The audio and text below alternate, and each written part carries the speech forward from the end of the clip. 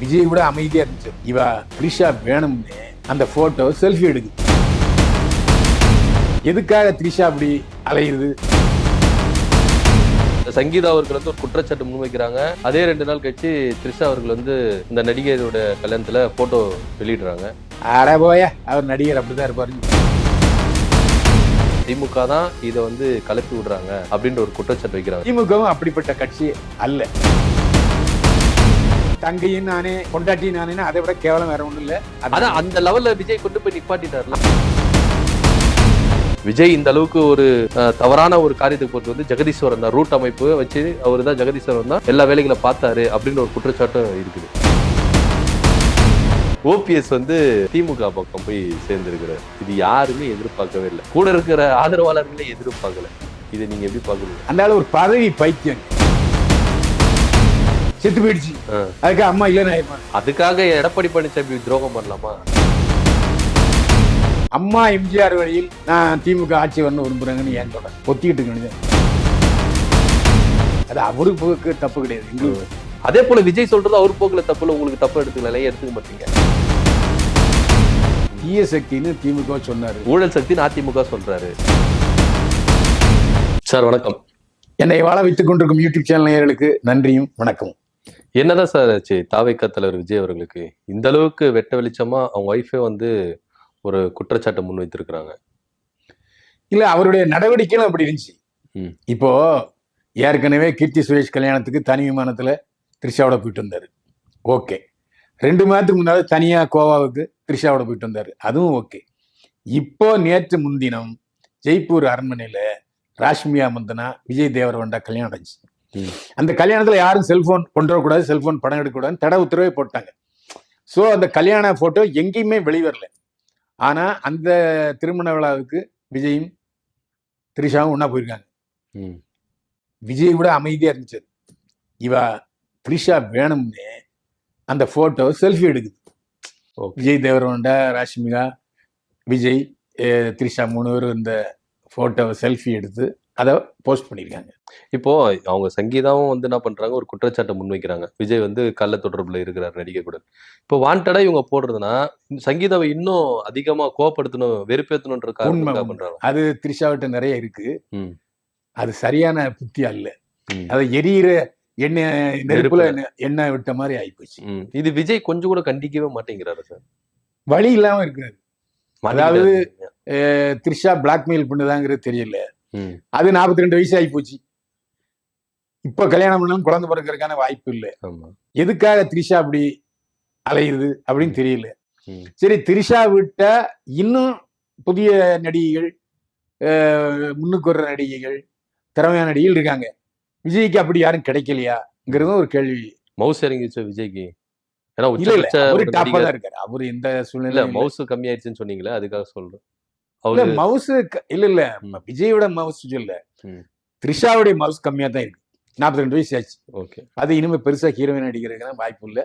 மணிரத்னம் பண்ணவங்க யூஸ் பண்ணுவாங்க. ஒரு இளம் ஹீரோயின், முன்னுக்கு வர்ற ஹீரோயின் ஒரு செலக்ட் பண்ணி அதை தொடர்புல இருந்தா கூட பாராட்டலாம். இது 42 வயசு கிளவியோட தொடர்பு என்ன பிரச்சனை?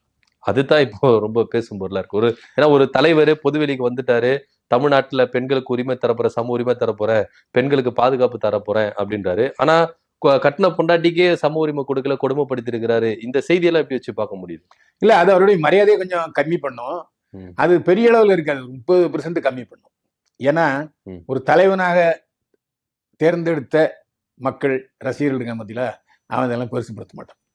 ஒரு 30% குறையும். ரசிகர்கள் எல்லோருமே அப்படி இருக்க மாட்டார்கள். ஒரு 10% என்னடா தலைவர் இப்படி பண்ணிட்டாரு அப்படிங்கிற ஒரு மனக்லேசர். மற்றவெல்லாம் அட போய, அவர் நடிகர் அப்படிதான் இருப்பாருன்னு விட்டு போயிட்டே இருப்பான். இது அடுத்த கட்ட லெவலுக்கு எப்படி சார் போகும்? இதே தொடர்ந்து இருந்தா, ஏன்னா சங்கீதா அவர்கள் வந்து ஒரு குற்றச்சாட்டு முன்வைக்கிறாங்க. அதே 2 நாள் கழிச்சு த்ரிஷா அவர்கள் வந்து இந்த நடிகையோட கல்யாணத்துல போட்டோ வெளியிடுறாங்க. இது அடுத்த கட்ட நடவடிக்கை எப்படி நகரம்னு நம்ம இல்ல, இதுக்கு முற்றுப்புள்ளி வைக்க வேண்டியது விஜய் தான். ஒண்ணு டிவைஸ் கன்ஃபர்ம்டு, இல்ல மனைவி சங்கீதாவோட வாழ்றது. இந்த 2ல ஏதாவது ஒரு முடிவெடுத்து இந்த பிரச்சனைக்கு முற்றுப்புள்ளி வைப்பது அவருடைய அடுத்த கட்ட நகர்வுக்கு உதவியா இருக்கும். இது டிவோர்ஸ் கொடுத்தாலும் அவர் சேர்ந்து வாழ்ந்தாலும் விஜய்க்கு எப்படி இது ஒரு நகர்வார்? சேர்ந்து வாழ்ந்தா ஒன்னும் பிரச்சனை இல்லைங்க, அழிச்சு புடிச்சுன்னு ஆயிரும். அதாவது மனுஷ இயல்பு தவறுதல், தவற திருத்திக்கிறது மனுஷ இயல்பு.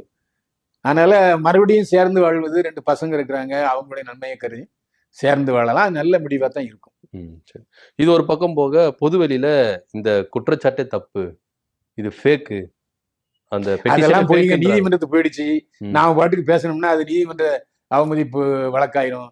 இதுல வேற இன்னொரு அடிஷனல் ஒரு பெட்டிஷன் கொடுத்துருக்காங்க சங்கீதா, இதை பத்தி வெளியில பேசக்கூடாது, என்னை பத்தி தவறெல்லாம் பேசக்கூடாதுன்னு ஒரு பெட்டிஷன் போட்டு தடை உத்தரவு கேட்டுக்காங்க.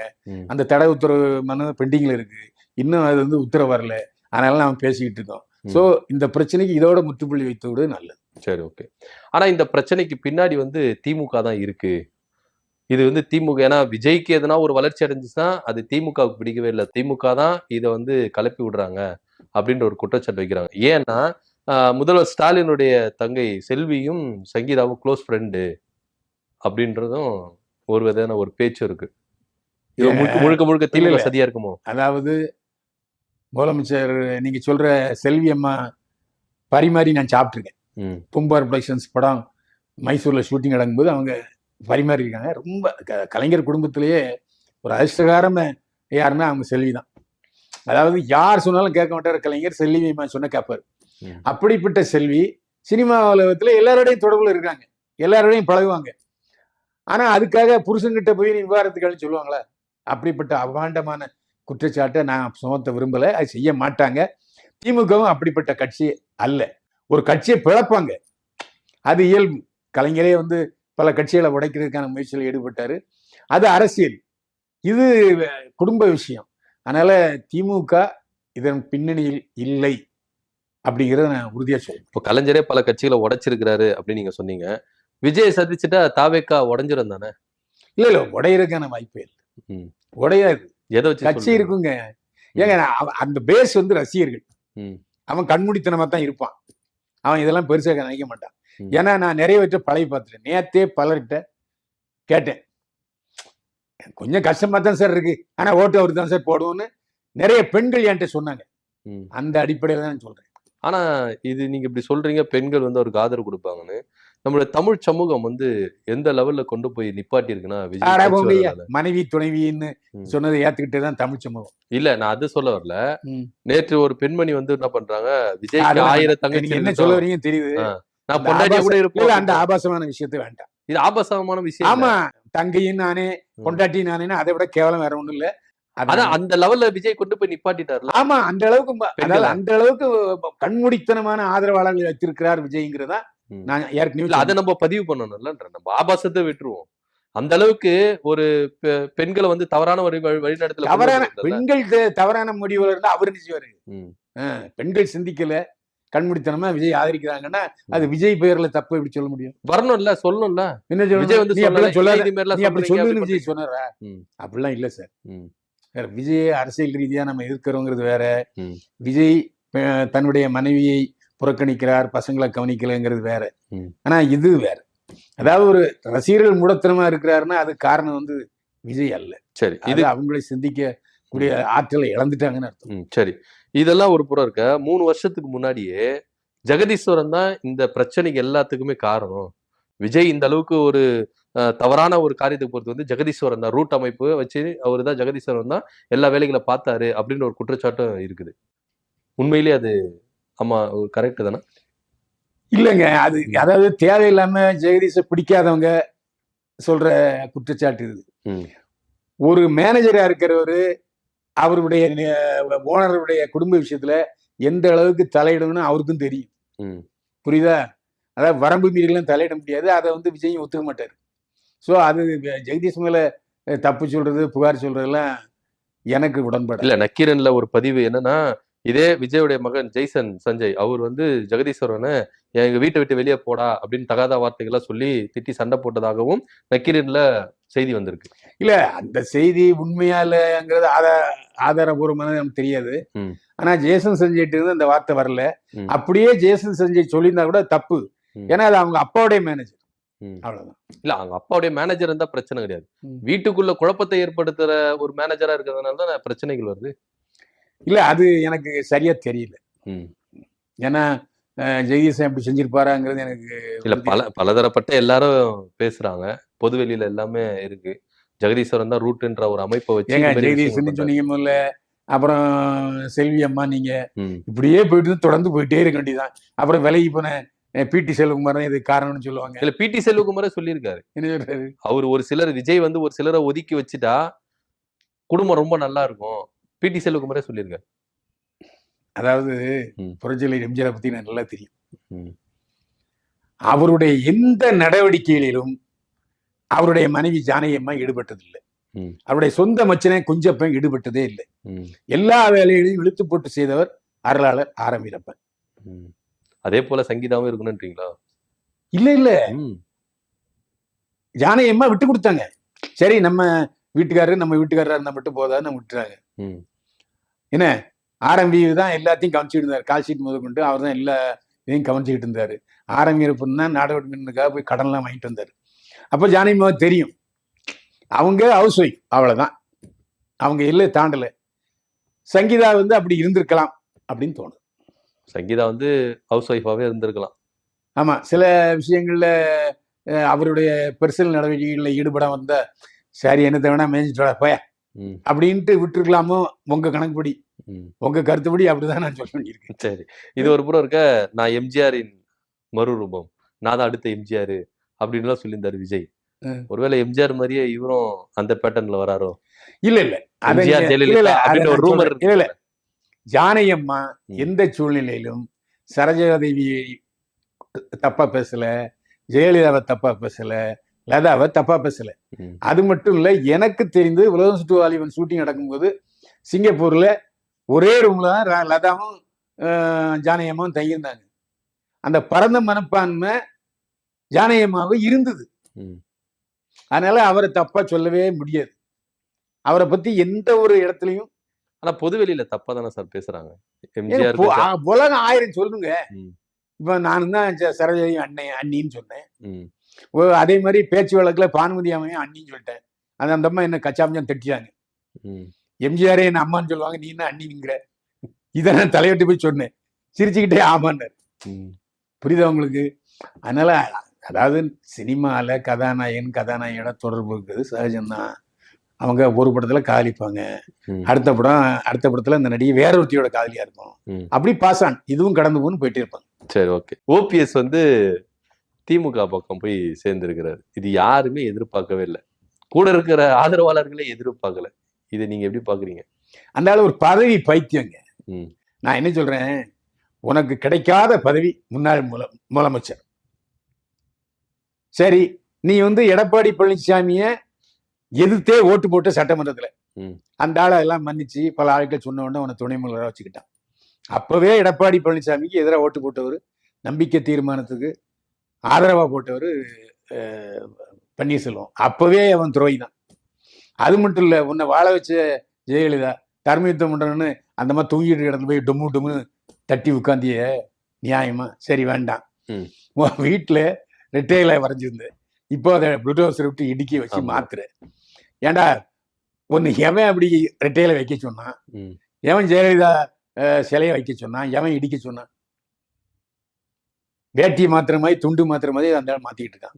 இப்ப திமுக அப்ப வந்து தப்பா? அதாவது ஒரு ஒரு கொள்கையை நீ ஏத்துக்கிட்ட. ம்.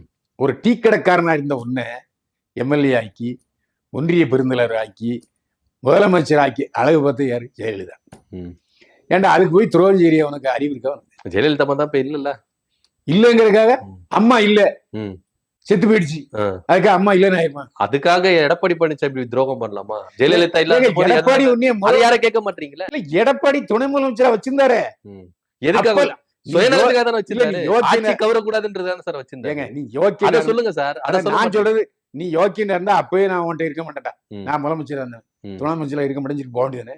பாஜக தானே உள்ள பூந்து 2 பேரை சேர்த்து வச்சது. அதையும் பேசிருங்க. இப்ப அதே பாஜக ம். சொல்றாங்க நீ சத்தம் கட்டாம இரு ம். அப்படின்னு சொல்றாங்க. ஏன் சத்தம், ஏன் போய் அங்க போய் சேர்ற? அதுக்கான மரியாதை கொடுக்கலையே இபிஎஸ். ஏங்க நீ துரோகி ஆயிட்டங்க. ம். ஒரு விஷயம் புரிஞ்சுங்க, நான் வந்து எடப்பாடி பழனிசாமி துரோகி அதாவது இல்லையா? தலைமை கழகத்துல கல்ல விட்டு எரிஞ்சது யாரு? யாரு? பன்னீர்செல்வம். இல்லையேன்னு சொல்றாரு. எவன் சொன்னா? ப்ரூவ் பண்ணுங்கன்னு அவர் இல்ல சொல்றாரு. இல்ல, அவர் ஆட்கள் ம். அப்புறம் உள்ள போய் பூந்து அது ஒரு மாதிரியான ரூமர் தானே சார். ஆதாரம் ரூமர் இல்லங்க. அது போலீஸ் எஃப்ஐஆர்ல இருக்கு. ம். ஆமா.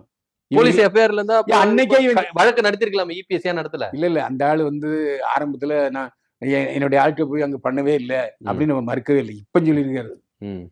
அப்ப ஆரம்பத்துல அதை ஒத்துக்கிட்டாரு. அதாவது தலைமைகளத்தை போய் ரவுடித்தனம் பண்ணது. அது இபிஎஸ் ஓட ஆளுங்களே வச்சு நொறுக்கிட்டு என் மேல பழிய போட்டாங்கன்னு சொல்லிட்டு அவர் சொல்றாரு. ஒருவேளை எஃப்ஐஆர் இருந்தா ஏன் அதிமுக கேஸா வழக்க நடத்தல நான் கேக்குறேன். வழக்கு இன்னும் நடந்துட்டு தான் இருக்கு. வழக்கு யாரும் வாபஸ் வாங்கல. வழக்கு ரிவ்யூ மறுபடியும் விசாரணைக்கு வரல, அவ்வளவுதான். புரியுதா? திமுக கூட கிடப்பில போட்டிருக்கலாம்.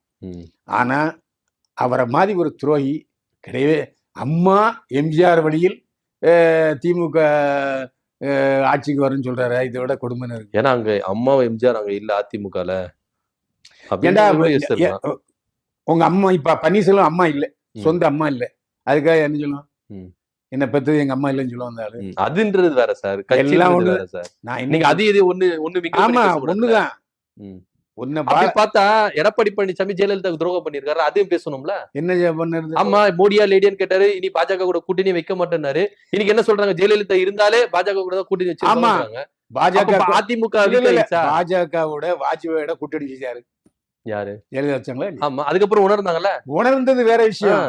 அதாவது சூழ்நிலைக்கு ஏற்ப அரசியல் கூட்டணி மாறும். அதுக்கப்புறம் வைக்கவே இல்லையா சார்? இப்ப திமுக பாஜகவோட வைக்கலையா? இல்ல, அதுக்கப்புறம் அதிமுகவுல ஜெயலலிதா இருக்கும்போது தோத்து இருக்கிறாங்க. திமுகவும் அண்ணா திமுகவும் பாஜக கூட்டணி வச்சாங்க. அத பத்தி பேசுறதுக்கு நமக்கு தகுதியே கிடையாது. அப்படி சொல்லிட்டு முடியாதுல்ல. இல்ல ரெண்டு பேரும் மாத்தி மாத்தி குதிரை ஏறி இருக்காங்க. பாஜகவும் சரி. இப்ப ஜெயலலிதா இறந்துட்ட பிறகு அதிமுக வீக் ஆயிருச்சு. எடப்பாடி பழனிசாமி வேற வழி இல்ல. அதனால அரசியல்ல ஜெயிக்கிறதாங்க. அதே போலதான் சார், அரசியல்ல ஜெயிக்கிறது தான் திமுக போயிருக்காரு. ஏன்னா நீ முதலமைச்சர் இதை போய் அது அவர் கவலைப்படலையே. இல்ல அது அவர் கவலைப்பட, நீங்க ஏன் கவலைப்படுறீங்க நான் கேக்குறேன். அவர் கவலைப்பட்டு இருந்தா அவர் போய் திமுக போய் எங்க கட்சியில இருந்ததுனால நான் கவலைப்படுறேன். அண்ணா திமுக இருந்ததுனால கவலை. அப்ப விட்டுடுங்க. சரி, ஓகே, போயிட்டாரு. ஏன் விமர்சிக்கணும்? அதான் துரோகி பைத்தியம். அதுதான், அது அப்படியே விமர்சனம் நீங்க கேட்கறதுனால அது வருது. இல்ல இப்போ எடப்பாடி பழனிசாமி ஜெயிக்கணும்ன்றதுக்காக என்ன வேணா செய்யறாருன்னா, ஓபிஎஸ் ஜெயிக்கணும்ன்றதுக்காக அப்படி பண்றாரு. அதை கடந்துட்டு போயிட வேண்டியதுதானே. ஏன் ஒரு கண்டனத்துக்குரிய விமர்சன நிலையை ஓபிஎஸ் மேல வைக்கணும்? அதுதான் கேள்வி. அவர் பேசாம போயிருந்தா பிரச்சனை இல்லைங்க. அம்மா எம்ஜிஆர் வழியில் நான் திமுக ஆட்சி வரணும் விரும்புறாங்கன்னு ஏன் சொல்றேன்? பொத்திக்கிட்டு இருக்க வேண்டியது. திமுக போயிட்ட, அறிவாலயத்துக்கு போயிட்ட, அறிவாலயத்து உள்ள போய் அறிவாலயத்துல எப்படி பேசணும் அப்படி பேசுறதை விட்டுவிட்டு நீ அதுக்கு இப்படி பணத்திட்டு இருக்க. அதனாலதான் இந்த பிரச்சனை வருது. அப்ப அவர் போனது உங்களுக்கு பிரச்சனை கிடையாது. யாரு? ஏன் அவன் எந்த கட்சிக்கு வேணாலும் போட்டு எங்களுக்கு பிரச்சனை இல்லை. எம்ஜிஆர் ஜெயலலிதாங்கிற வார்த்தையே தப்பா பேசுறாருங்கிற வருத்தம் தான் சார். அப்படி பார்த்தா விஜய் கூட தான் சார் பேசுறாரு, ஊழல் நிறைந்த ஆட்சி அப்படின்னு சொல்றாரு. இல்ல அந்த ஆளு பாராட்டி பேசுறான். இல்லையே, இல்ல அவரு ஊழல் சக்தின்னு சொல்றாரு சார். அதிமுக ஊழல் செஞ்சிருக்குன்னா அப்ப எம்ஜிஆர் ஊழல் செஞ்சிருக்கிறாரு, ஜெயலலிதா ஊழல். அப்படி அவர் சொல்லவே இல்லை. அப்படிதான் சார் எடுத்து. இல்ல எடுத்துக்கணுங்கிறது வேற. எம்ஜிஆர் ஊழல் செஞ்சாரு அவர் சொல்ல. அப்ப இவர் மட்டும் என்ன சொல்லிட்டாரு? அம்மா வழியில் எம்ஜிஆர் வழியில் ஆட்சி அமைப்போம், திமுக ஆட்சி அமையும். அது தப்பு கிடையாது. அது அவருக்கு தப்பு கிடையாது, எங்களுக்கு தப்பு. அதே போல விஜய் சொல்றது அவர் போக்குல தப்பு இல்ல, உங்களுக்கு தப்பு எடுத்துக்கல, எடுத்துக்க மாட்டீங்க. இல்ல அவர் தீய சக்தின்னு திமுக சொன்னாரு, ஊழல் சக்தின்னு அதிமுக சொல்றாரு. ஊழல் சக்தின்னு அவர் சொன்னாரு சார். அப்புறம் எதுக்கு எம்ஜிஆர் அதுதான் கேக்குறேன். அதுதான் கேக்குறேன். ஊழல் சக்தின்னு நம்ம பயிற்சி வருது. அவரு இல்ல அதை நம்ம அது நீங்க விமர்சிக்கணும். அதிமுக அவரு மாறி மாறி பேசுறாரு. அதுக்கு என்ன செய்ய? ஓபிஎஸ் மாறி மாறி தான் சார் பேசுறாரு. ஓபிஎஸ் நீங்க குற்றச்சாட்டு அவர் மேல குற்றச்சாட்டு இல்ல. மாறி மாறி பேசுறது சகஜமாயிட்டாங்கன்னா அவங்க தலைவர்கள் அப்படிதான் பேசுவாங்க. நாங்க தொண்டர்கள். என்ன எடப்பாடி பழனிசாமியும் தலைவர். ஆமா, ஏன்னா மாறி மாறி பேசுறாங்க. அதாவது நாங்கெல்லாம் எந்த பதவிக்கும் ஆசைப்படாமல் அதிமுக இருந்தவங்க. புரியுதா? அது நீங்க எம்ஜிஆர் இருக்கும் போது ஏங்க ரெட்டையில எம்ஜிஆர் இருந்தாங்க, இன்னும் நம்பிட்டு இருக்காங்க எல்லாரும். ஆனா இப்ப இல்லையே சார். ஏன்னா பெரியார் படத்தை தூக்கிட்டு கூட்டம் நடத்துறாங்க. ஆமா, பெரிய எம்ஜிஆர் இருக்கிற வரைக்கும் பெரியாரை பெருசா பாராட்டலைங்க. அதில் புரிஞ்சுங்க. அவர் எந்த இடத்துலையும் நீங்க நல்லா பாருங்க, எம்ஜிஆருடைய படங்கள்ல பாருங்க, பெரியார் படத்தை காமிச்சிருக்காரு, அண்ணா படத்தை காமிச்சிருப்பாரு, காமராஜர் படத்தை காமிச்சிருப்பாரு, காந்தி படத்தை காமிச்சிருப்பாரு, புத்தன் இயேசு சொல்லுவாரு. எங்கேயாவது நாயக்கர் படத்தை காமிச்சிருக்காரா? எம்ஜிஆரே. அதனாலதான் சொல்றேன், எம்ஜிஆர் ஒன்றே குலம் ஒருவனே தேவன், நான் எங்க அம்மா வடிவத்துல மூகாம்பியை பாக்குறேன்னு சொன்னவர். கடவுள் நம்பிக்கை உள்ளவர். அவர் எம்ஜிஆர் வழித்தோன்றல் அல்ல. எம்ஜிஆர் பெரியார் வழித்தோன்றல் அல்ல. அதனால பெரியார் போட்டோவை வைக்காது தப்பு இல்ல. தப்பு இல்ல. அதிமுக வைக்காது தப்பு இல்ல. தப்பு இல்ல. ஓகே. பெரியார் கொள்கையில நானே நாய்க்கர் சொன்னது எல்லாமே சரின்னு சொல்ல மாட்டேன். இல்ல சில பெரியார் கொள்கைகளை இவங்க நாங்க ஏத்துக்கல, ஏத்துக்கல, நாங்க அதிமுக ஏத்துக்கணும்னு அவசியம் ஏத்துக்கல, இல்லை. ஏத்துக்கணும் அவசியமும் இல்லை. Okay okay okay. நம்ம என்ன எங்க தலைவர் எங்கேயாவது பெரியார் படத்தை வச்சிருக்கேன்னு காட்டுங்க. பெரியாருக்கு எந்த மரியாதை சி- ஆ? செஞ்சிருக்கிறாரு, பெரியாருக்கு மரியாதை செஞ்சிருக்கிறாரு. மரியாதை செய்வது வேறு, ம், தன்னுடைய தலைவனா ஏற்றுக்கொள்வது வேறு.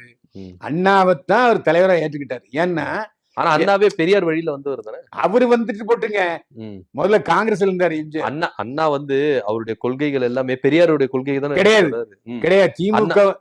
திமுக வந்து ம், ஈவேராவுடைய கொள்கைகளை பின்பற்றி தொடங்கவில்லை. ம், அண்ணா எழுதியிருக்காரு பாருங்க. ம், பெரியாவின் கொள்கை எல்லாம் திமுக உடன்பாடு அல்ல. ம். சுதந்திரம் அடைஞ்ச போதே பெரியார் கடிப்பு, அவரு ஈவேரா வந்து கருப்புடி ஏத்தினாரு. ஆனா சுதந்திர கொடி ஏற்றுங்கள்னு சொன்னவர் அண்ணா. அப்பவே ரெண்டு பேருக்கு உள்ள கான்ட்ரவர்சி வந்துருச்சு. ம். சரி, இப்போ அந்த பொதுக்கூட்டத்துல எடப்பாடி பழனிசாமி 2026 தனித்து ஆட்சி அமைக்கும் அதிமுக அப்படின்னு சொல்றாரு. அடுத்த செகண்ட் மோடி பேசும்போது இங்க என்டிஏ கூட்டணி ஆட்சி அப்படின்றாரு. எங்க என்டிஏ கூட்டணி ஆட்சினாலும் சரிதான், அதிமுக ஆட்சினாலும் ஒண்ணுதான். அப்படி வராது இல்ல சார். எது வராது? வரும். என்டிஏ ஆட்சினா கூட்டணி ஆட்சி சார். என்டிஏ கூட்டணிங்கிற பேரு. இப்ப இந்தியா இல்ல கூட்டணி கூட்டணி ஆட்சின்னு மென்ஷன் பண்றாரு. இல்ல இந்தியா கூட்டணின்னு சொல்றாங்கல்ல இங்க திமுக. ம். அதே மாதிரி ஒரு என்டிஏ கூட்டணி. கூட்டணின்னு சொல்லிக்கலாம் சார். ம். ஆனா ஆட்சி அமைக்கிறது வந்து என்டிஏ கூட்டணி ஆட்சி அமையும் சொல்லிட்டு மோடி அதாங்க strong ஆ சொல்றாரு. என்டிஏ கூட்டணி பேரால அதிமுக ஆட்சி நடக்கும். அப்படி சொல்லல. அவரு அதெல்லாம் நீங்க அப்படித்தான் அதிமுக ஆரம்பத்துல இருந்து இல்ல பாஜக தொடர்ந்தே கூட்டணி ஆட்சின்னு சொல்லிட்டு வருது. இல்ல கிடையாது. இல்ல அமித்ஷா சொல்லியிருக்காரு, இல்ல அமித்ஷா அண்ணாமலை சொல்லியிருக்கிறாரு, நயினார் நாகேந்திரன் சொல்லியிருக்கிறாரு, சவுந்தரராஜன் சொல்லியிருக்காங்க, தமிழிசை சவுந்தரராஜன் சொல்லியிருக்காங்க. இப்ப மோடி சொல்றாரு. ஏங்க எப்படிங்க மெஜாரிட்டி அதிமுக இருக்கும்போது அவங்க எப்படி வருவாங்க? இல்ல மெஜாரிட்டி இல்லன்னு தான் அவங்க சொல்றாங்க பாஜக. இல்ல இல்ல மெஜாரிட்டி இல்லன்னு தான் சொல்றாங்க சார். ஏங்க நீங்க குழப்பாதீங்க. நான் குழப்பல இல்ல சார். இல்ல நான் பழனிசாமி குழப்பல. தெளிவா சொல்லிட்டாரு, மோடி அவர்களும் அமித்ஷா அவர்களும் அதிமுக சொல்றாங்க. ஆட்சிதான் அப்படின்னு சொல்லிட்டாரு. யார் சொன்னது? பழனிசாமி. அவரு சொல்றாரு சார். அது அவர் என்ன வேணா சொல்லிட்டு போட்டு, மோடி என்ன வேணா சொல்லிட்டு மேல எனக்கு மோடி மேல- சொல்றதுதானே இப்ப இங்க ஏங்க, எடப்பாடி பழனிசாமி இங்க வந்து கேட்டிருக்காரு. தலைமைதான் அதிமுக தலைமை வந்து கூட்டணிக்கு. அதை ஒத்துக்கிறீங்களா இல்லையா? அது பாஜக ஒத்துக்குது. அப்புறம் என்ன தலைமைதாங்கிறது தானே கட்சி. ஆனா கண்ட்ரோல் ஃபுல் அவங்க கிட்ட இருக்க. கண்ட்ரோல் யார்கிட்ட இருக்கு? பாஜக கிட்ட இப்போ அதிமுக தான் அவங்க எத்தனை சீட்டுன்னு பேரம் பேசிட்டு இருக்காங்க. இல்லையே. இப்ப இபிஎஸ் வந்து டெல்லிக்கு போயிருக்காரு தொகுதி பங்கீடுக்கு. அதாங்க இவ்வளவுதான் கொடுக்க முடியும்னு சொல்றதுக்கு போயிருக்கு. அது ஏன் சார் தலைமை நீங்க, நான் உங்களை தேடி தானே வரணும், நீங்க ஏன் தேடி அப்படிலாம் போறீங்க? கிடையாது. ஜெயலலிதா வந்து இங்க இருந்து டெல்லிக்கு போனாங்களா? அங்க இருந்து வந்து பேச்சுவார்த்தை நடத்தினாங்க. அந்த சூழ்நிலை வேற, இந்த சூழ்நிலை வேற. அது எப்படி சார் சூழ்நிலை ஒண்ணா முடியும்? ஏன்னா ஆமா. கட்சி நீங்க தான் தலைமை. அதிமுக தலைமையில ம். பாஜக செயல்படுது. அப்பனா பாஜக தான் சார் தேடி வரணும் தமிழ்நாட்டுல. அதெல்லாம் ஒண்ணு இல்ல, அது வேற விஷயத்துக்காகவும் இருக்கலாம். இல்ல தொகுதி பங்கீடு தான் போயிருக்காங்க. காலையில நியூஸ் பிரேக்கிங் அதான், 10:15 கிளம்பிட்டாரு. பத்திரிகையில இருக்கிறது என்ன வேணா சொல்லுவாங்க. இங்கதாங்க தொகுதி சார் பத்திரிகையில வந்து அபிஷியல் நியூஸ் வருது சார். ஏதோ சொல்றதெல்லாம் நம்ம எடுத்து அதிமுக பேசல. லெட்டர் பேட்ல வச்சா ஆமா இல்ல தொகுதி பங்கீடுக்கா போயிருக்காரு. ஆமா அது தொகுதி தப்பு இல்ல. பங்கீடு அதுதான் கேக்குறேன். தலைமை நீங்க ஏன் தலைமை தேடி போகணும்? உங்க ஏங்க, தேடி தான் வரணும். இல்ல இப்ப ஆரம்பத்துல இப்ப உள்ள நிலைமை வேற, காங்கிரஸோட நிலைமை வேற. ஏன்னா அங்க வேற கட்சி ஆதரவு இல்ல. அதனால அவங்க சார் அப்படி இல்ல. அப்பவும் தலைமை கூட- திமுக. அப்பவும் கூட ராகுல் காந்தி அங்க வந்து பேசுறாரு. அவங்களோட பிரதிநிதியா வராங்க. அதே மாதிரி இவரு நிறைய போய் பேசுறாரு. அதுதான் அது ஒரு பெரிய சார் விஷயம் நான் அல்ல. கேக்குறது என்னன்னா, இங்க தலைமை திமுக, அதனால டெல்லியில இருந்து தேடி வராங்க. நீங்க தலைமைனா டெல்லியில இருந்து உங்களை தேடி தானே வரோம். நீங்க எதுக்கு டெல்லியில அதெல்லாம் தேடி அது அவர் பழனிசாமி முடிவு, போறீங்க? பாஜக முடிவு. சரி ஓகே, அது இருக்கட்டும். சரத்குமார் அவர்கள் நேற்று தினத்துல பிரதமரை வரவேற்கிறதுக்கு வரவே கிடையாது. ஒருவேளை என்ன நிலைமை? இல்ல அவர் பாஜக இருந்து விளையாடுறது முடிவு பண்ணிட்டாரு. முடிவு பண்ணிட்டாரா? முடிவு பண்ணிட்டாரு. ம், அவர் திமுக இணையறதுக்கு கேட்டுட்டு இருக்காரு. ம். அதுக்கான சிக்னல் முதலமைச்சர் திமுக தலைவர்கிட்ட இருந்து வரல. ம். Waiting for signal. அவரு அவர் பாஜகவில் இல்லைங்கிறது தெரிஞ்சு போச்சு. கன்ஃபார்ம். ஆமா, ஏன்னா அவர் எந்த கூட்டத்துக்கும் அவரை அழைக்கல. ம். அவரு கொஞ்சம் சுயமரியாதை எதிர்பார்க்கிறது. ம். அந்த மரியாதை அவர் நினைக்கிற மரியாதை பாஜக கொடுக்க மாட்டாங்க. ம். அதாவது தொகுதி பங்கிட்டு இதுலயோ எங்க சில விஷயங்கள நீங்களா போய் அதுல கலந்துக்கணும். இவங்களை கூப்பிடுவாங்கன்னு விருந்து வச்சா கூப்பிடுவாங்க. ம். சோ பாஜக அவருக்கு கிடைக்கிற மரியாதை கிடைக்கல. ம். அதனால பாஜக விட்டு விலகிறது உறுதியாயிடுச்சு. உறுதியாச்சு சார். ஏன்னா ஒரு கட்சி ஒண்ணு வச்சிருந்தாரு, சமத்துவ மக்கள் கட்சி. ஆமா, அந்த கட்சி செயற்குழு கூட்டினாரா? இல்ல பொதுக்குழு ஒண்ணுமே கூப்பிடவே இல்ல. திடீர்னு திடீர்னு போயிட்டு பாஜக போய் அதே ஓவர் நைட்ல போயிட்டு இணைஞ்சிட்டாரு. ஆமா, மனைவியை இப்ப அதே மாதிரி ஓவர் நைட்ல இப்ப யாரு சொல்லி ராதிகா சொல்லி இணையறாரா? இல்ல நிச்சயமா ராதிகாவுடைய அறிவுரை இல்லாம நடக்க மாட்டாரு. ஏன்னா கடந்த தடவை பாஜக போயிடும்போது ராதிகாவை நைட்ல எழுப்பி கேட்டாரு. இப்ப பகல்ல எழுப்பி கேட்பாரு. பகல்ல எழுப்பி கேட்டாரு. திமுக போய் இருக்குதா? ஆமா. ஏன்னா ம். அவருடைய நடவடிக்கைகள் பிஜேபிக்கு ஒரு இதா இல்ல. சரத்குமார் நடவடிக்கை. சரத்குமார் நடவடிக்கைகளும் பிஜேபிக்கு தான் இல்ல. ம். பிஜேபியும் தன்னை மதிக்கலன்னு அவரு முடிவு பண்ணிட்டார். ம். அதனால இப்ப திமுகல போய் சேர போறாரு. அதனாலதான் பிரதமரை வரவேற்கிறதுக்கு போகல. ம். பிரதமரை வரவேற்கிறதுக்கு போகலங்கிறதே ஒரு இண்டிகேஷன் தானே. ஆமா. அதான். இல்ல இப்ப திமுக பார்த்து பேசிட்டு எல்லாம் முடிஞ்சிச்சா சார்? அவர் பிறந்த நாள் அன்னைக்கு அறிவாலயத்துக்கு போனதாகவும், அறிவாலயத்துல முதல்வர் மு.க. ஸ்டாலினோட சரத்குமாரும் ராதியா சரத்குமார் போனதா ஒரு போட்டோ வந்தது. ம். ஆனா அது வெளியே வரல. ஓகே. ஆனா பொதுவெளிக்கு வரல. ஃபேஸ்புக்ல அது வந்தது. ம். பிறந்த நாளில் சரத்குமார் முதல்வர் ஸ்டாலினை சந்தித்து வாழ்த்து தெரிவித்தாருன்னு. ம். ஆனா திமுக தரப்புல அது வெளியிடல.